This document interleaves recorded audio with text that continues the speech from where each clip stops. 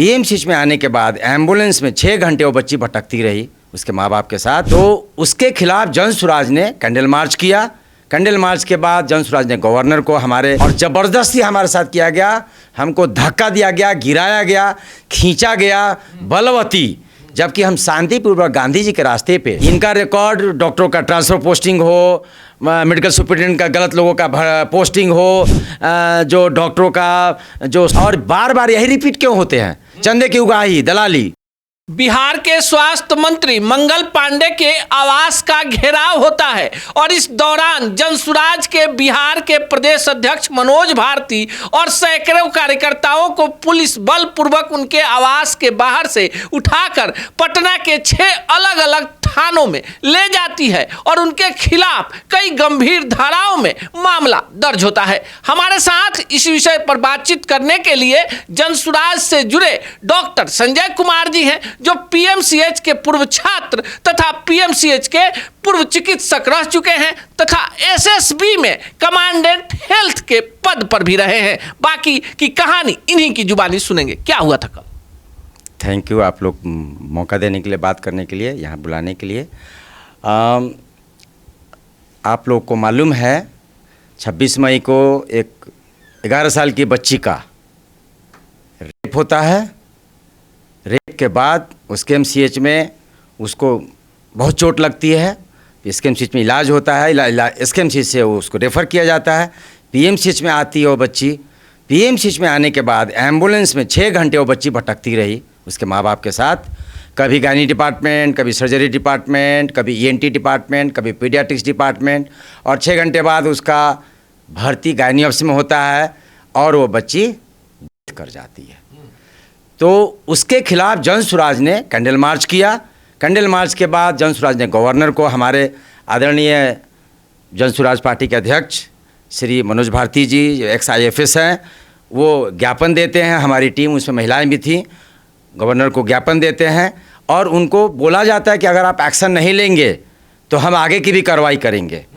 लेकिन एक्शन उसमें डिमांड क्या था? आप चूँकि ये जघन्य जो मौत होती है उसके जिम्मेदार स्वास्थ्य विभाग से जुड़ा हुआ है, तो स्वास्थ्य मंत्री इस पर इस्तीफा दें, नहीं तो खुद सीएम इस्तीफा दें। अगर स्वास्थ्य में इस्तीफा नहीं देते हैं, उस परिवार को प्रॉपर कॉम्पनसेशन दिया जाए, फास्ट ट्रैक में इसका सजा दिया जाए और इस पे जो समाज का इतना स्थिति गिरा हुआ है उस पर रोक लगाई जाए। इसके बाद हम लोग जब इस पे सरकार ने कुछ एक्शन नहीं लिया तो प्रेस कॉन्फ्रेंस भी हुआ।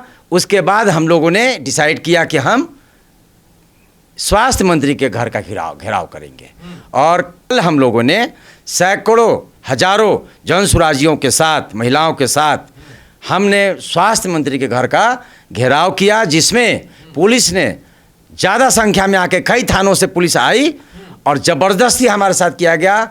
हमको धक्का दिया गया, गिराया गया, खींचा गया बलवती, जबकि हम शांतिपूर्वक गांधी जी के रास्ते पे, जब हमारे समाज के, और ये कोई नई बात नहीं है, हर रोज़ किसी बच्चियों के साथ हो रहा है, हर रोज़ लोगों का मर्डर हो रहा है, हर रोज़ स्वास्थ्य में जो हालत ख़राब है, मेडिकल कॉलेजेस में हालत ख़राब है, जहाँ खाली बिल्डिंग बनाने का पैसे का ठेका और दलाली चल रही है, वहाँ डॉक्टर और डॉक्टर के सिस्टम जो है वो स्वास्थ्य मंत्री से जुड़ा हुआ है, स्वास्थ्य विभाग से, वहाँ कोई सिस्टम नहीं है। लेकिन डॉक्टर साहब, एक सवाल यह है कि आप लंबे समय से चिकित्सीय पेशे में रहे, बढ़िया अधिकारी रहे, पीएमसीएच में पढ़ाई की, पीएमसीएच में सेवा भी दी, उसके बाद पारा मिलिट्री फोर्स में आप रहे अधिकारी, चिकित्सक अधिकारी रहे। आपने कभी सुना कि बिहार के किसी हेल्थ मिनिस्टर के घर का घेराव हुआ? हाँ, मुझे तो नहीं लगता है। इसके पहले कांग्रेस पार्टी की तरफ से इसी मुद्दे पे इसी स्वास्थ्य मंत्री के घर का घेराव किया गया था। उसके पहले का तो मुझे याद नहीं है, जो डॉक्टर, मुझे नहीं याद है कि किसी, इसका मतलब है कि इनका रिकॉर्ड बहुत ख़राब रहा है। इनका रिकॉर्ड डॉक्टरों का ट्रांसफ़र पोस्टिंग हो, मेडिकल सुपरिटेंडेंट का गलत लोगों का पोस्टिंग हो, जो डॉक्टरों का जो स्वास्थ्य का इतना ख़राब व्यवस्था, और बार बार यही रिपीट क्यों होते हैं? चंदे की उगाही, दलाली जो होती है बार बार यही। जब भी बीजेपी का ये 3 बार हेल्थ मिनिस्टर क्यों बने हैं? इनकी जो पैसे की उगाही की सिस्टम है, ये नीचे से ऊपर तक है, इसीलिए इनको चॉइस दिया जाता है। तो वो सिस्टम का नतीजा है कि सिस्टम भ्रष्ट हो चुका है। सिस्टम भ्रष्ट हो चुका है। कल आप जन आंदोलन में शामिल थे, पता चला है कई धाराओं में किन किन धाराओं में हुआ है आप लोगों के खिलाफ? हमें याद तो नहीं है, क्योंकि ये सब चीज़ें हम लोग इस समाज की लड़ाई में हम लोग जो लड़ाई में लड़ रहे हैं, जो ईमानदारी और भ्रष्टाचार के लिए, भ्रष्टाचार के खिलाफ, मॉरल वैल्यूज, क्रिमिनल एक्ट्स, उसके खिलाफ, तो इसमें जो हमने सोचा कि ये सिंपल पीआर बॉन्ड दिया जा रहा है, लेकिन इसका अध्ययन जब किया गया तो इनकी हालत ख़राब है। जौनसुराज से इतने डरे हुए हैं कि हमारे शांतिपूर्वक गांधी के रास्ते पे जो हम चल रहे हैं उसमें धाराएं लगा के हमारे ऊपर दफा लगा दिया गया। बताइए, हम एक डिमांड लेके किसी का विरोध कर रहे हैं कि हमारे बच्चियों का रेप और मर्डर हो रहा है, स्वास्थ्य सिस्टम लच्चर है, सड़ी हुई है, ख़त्म है, तो हम पे धाराएं लगा जा रही है। आप उसको नहीं कह रहे हैं कि उसको कैसे ठीक करेंगे, उसको नहीं कह रहे हैं कि मंत्री इस्तीफा दो, दूसरा मंत्री अच्छा लाओ।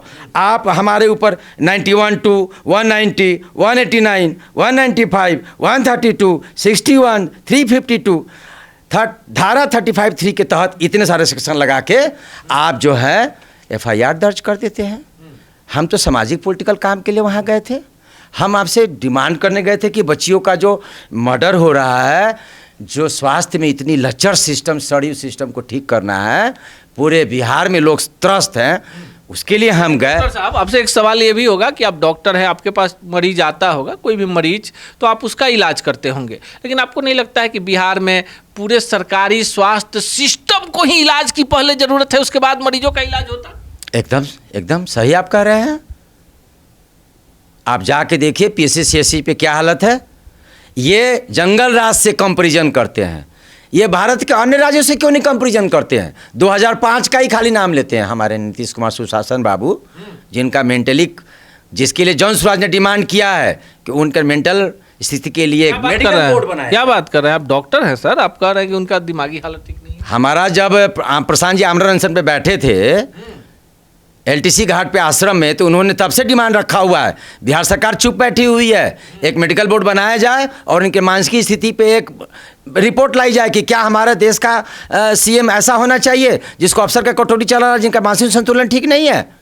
तभी तो ये सब लोग, अगर नीतीश कुमार 2005 से 15 वाले नीतीश कुमार होते, जो रेलवे मिनिस्टर रहते हुए रिजाइन किए थे, जिनका सुशासन के नाम पे एक इज्जत था, वो अब नहीं रह गया है। अब तो इनकी मानसिक स्थिति भी ठीक नहीं रह गई है।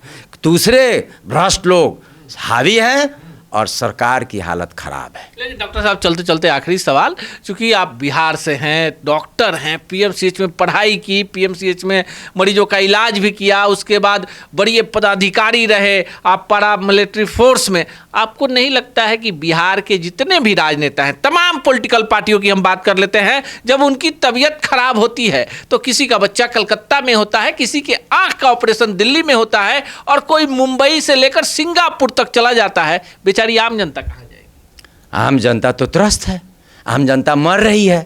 आम जनता कभी लाश को अपने कपड़ा में बांध के, कभी ठेला पे लेके, वो एम्बुलेंस, कहा तो जाता है कि एम्बुलेंस फ्री में मिलेगी, लेकिन मिलती कहाँ है। कहा तो जाता है कि एक औरत, प्रेग्नेंट औरत आएगी तो उसका इलाज होगा, कहाँ हो पाता है। कहा तो जाता है कि बच्चे का वैक्सीनेशन सही होगा, कहाँ हो पाता है। सब तो प्राइवेट सिस्टम में बदला हुआ है, सब तो लूटा जा रहा है।